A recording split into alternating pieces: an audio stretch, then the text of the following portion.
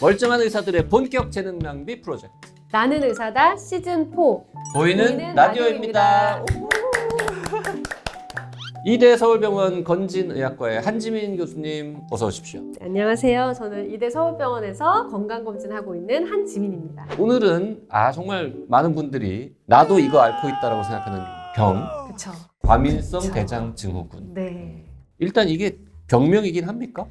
이제 이 과민성 대장증후군이라는 게 뭐냐면요. 일단은 이제 뭐 설사든 변비든 어쨌든 간에는 복통이 있고 또 복부 불편감이 있고 또 그게 대변을 보고 나서 완화가 되는 거예요. 그럼 이렇게만 돼 있으면 무조건 과민성 대장증후군을 진단을 받느냐? 그건 아니고 얘는 어떤 기질적인 원인, 뭐 염증이 있거나 뭐 아니면 뭐 암이 있거나 뭐 이런 게 하나도 없는 상태인데 어떤 음식을 먹거나 아니면 어떤 스트레스 상황에 놓이거나 그러면 이제 장 환경이 급변하는 거죠. 그래서 대변을 많이 보게 되거나 뭐 갑자기 배가 아파서 화장실에 갔더니 대변이 안 나온다던가 이런 경우도 있고 설사같이 막 이런 거를 자주 본다든지 이런 것들이 있을 수가 있죠. 근데 증후군이라는 건요 결국에는 원인을 못 찾은 거예요.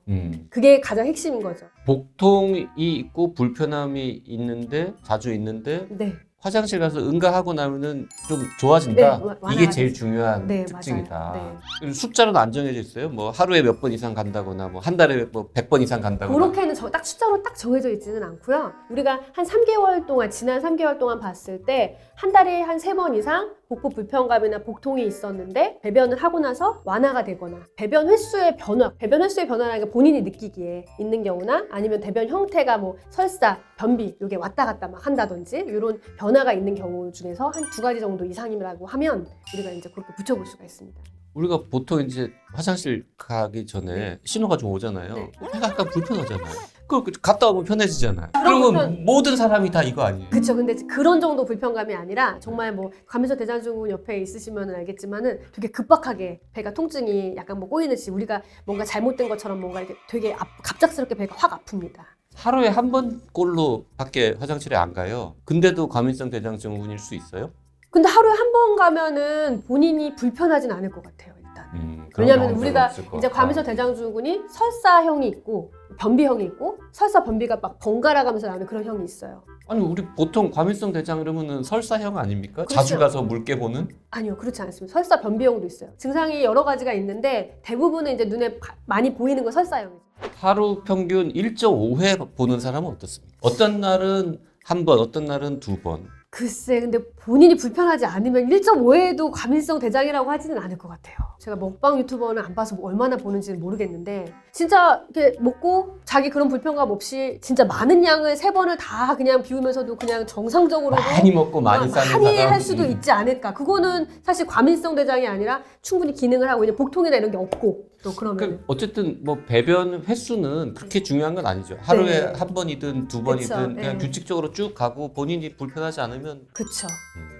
과민성 대장 증후군 하니까 쉽게 말해서 대장이 과민하다. 네, 특별히 너무 맞아요. 예민하다 이런 맞아요, 느낌인데 맞아요. 네. 이게 이제 영어로는 이리터블 바울 신드롬이라고. 그쵸. 우리가 사람한테 쟤는 좀 이리터블해 이러면 뭐 감정의 기복이 좀 심하다거나 그쵸. 약간 짜증을 잘 낸다거나 쫄쫄쫄 타는 약간 그런 그런 느낌. 것도 있고. 그런 느낌. 장이 그렇다. 그쵸. 그래서 장이 배변 습관도 자주 변하고 네, 맞아요. 장 운동 형태도 좀 너무 많이 움직였다가 너무 네, 한동안 안 맞아요. 움직였다 이렇게 번갈아가면서 이러는 네. 불편하긴 하겠네요. 그럼요. 평소에는 그래도 괜찮아요. 직장인에 있을 때는. 아니면 뭐 학생들도 괜찮은데 시험 볼 때 뭐 이럴 때 더 심해진다는 거죠. 이게 우리가 장뇌축이라 그래서 스트레스 받고 이렇게 했을 때 장이 좀 더 민감하게 반응을 할 수 있다는 거예요. 그래가지고 마음 편하게 가져라라고 하지만 그게 쉽지는 않죠, 사실은.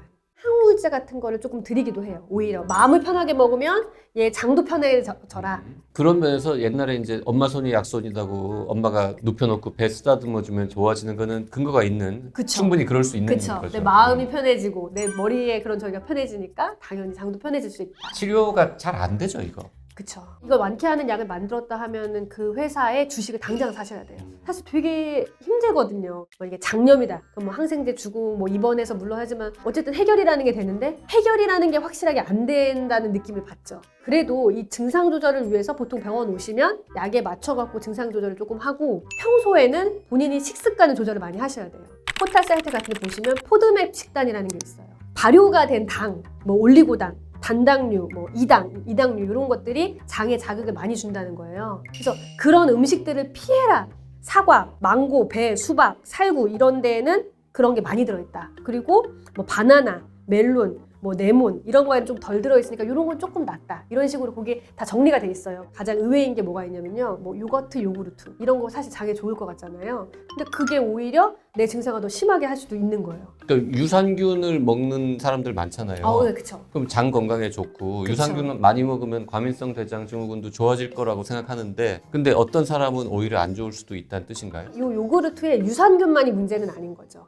이거 잘 일으킬 수 있는 게 당이 문제인 거예요. 알약으로 된 유산균은 먹어도 되는데 네, 근데 대체 요거트에 좋은데. 있는 당이 문제인 거죠, 사실은. 잘 보시면은 내가 의외로 잘 못 먹고 있다라고 생각이 들 수가 있어요. 사람마다 다르죠, 근데. 다르죠, 그렇죠. 과민성 대장이 좀 더 심해지는 때가 있으면 그때 내가 앞뒤로 뭘 먹었는지를 좀 살펴볼 필요가 있는 거죠. 매운 것만 먹으면은 속이 불편해서 화장실 그런 가고 거는 이런 충분히 것도 과민성 대장이에요?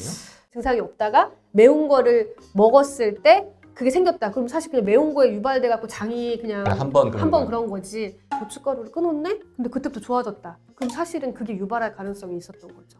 이런 건 어때요, 그러면? 삼겹살 먹으면 정말 먹을 땐 맛있는데 먹고 나면 늘 속이 불편하고 배가 아프고 막 화장실 가야 되고 뭐 이럴 수도 있잖아요. 그쵸. 근데 이제 삼겹살은 또 다른 문제인 것 같기는 해요. 왜냐면 이제 삼겹살은 지방 분해를 잘 하는 효소가 있느냐 이런 것도 좀 여러 가지가 이제 있을 수 있을 것 같긴 한데 아무튼 식사랑 관련이 있긴 하지만 그럼요. 식사 때문에 100% 식사 때문에 그건 아닌 일어난다고는 걸로. 할 수가 없죠. 왜냐면 원인은 우리가 사실은 아주 명확하게 밝히지는 못했죠. 근데 그리고 심리적인 요인이 확실히 더 굉장히 그쵸. 그리고 중요하긴 하고. 대신에 이제 뭐 초콜릿, 뭐 우유, 뭐 술, 카페인 이런 거는 확실하게 이제 더 유발을 한다 이렇게 알려져 있긴 합니다. 알겠습니다.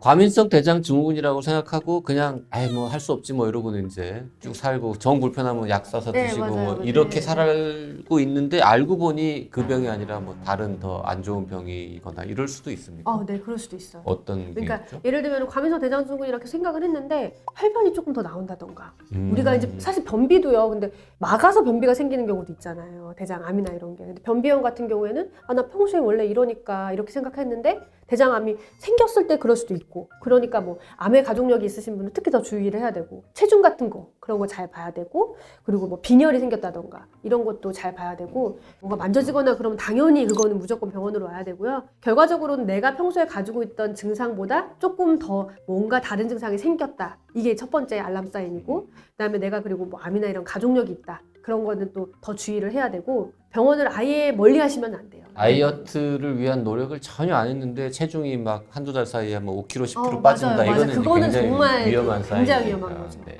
뭐 혹시 과민성 대장 증후군을 예방하거나 있는 증상을 조금 완화시킬 수 있는 생활 습관 이런 게 있다면요? 일단은 식사를 규칙적으로 해야 됩니다. 우리가 물론 어려운데. 이제 물론 너무 이제 정말 의사다운 얘기죠.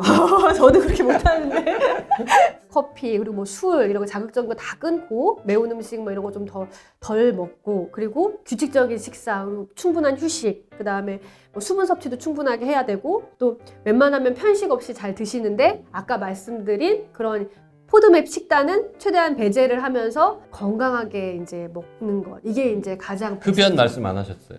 그쵸. 담배는 당연히 이건 만변의 근원이기 때문에 당연히 담배는 뭐 너무 지극히 예상 가능한 답변이라서 그렇죠. 재미는 그렇죠. 하나도 없네요.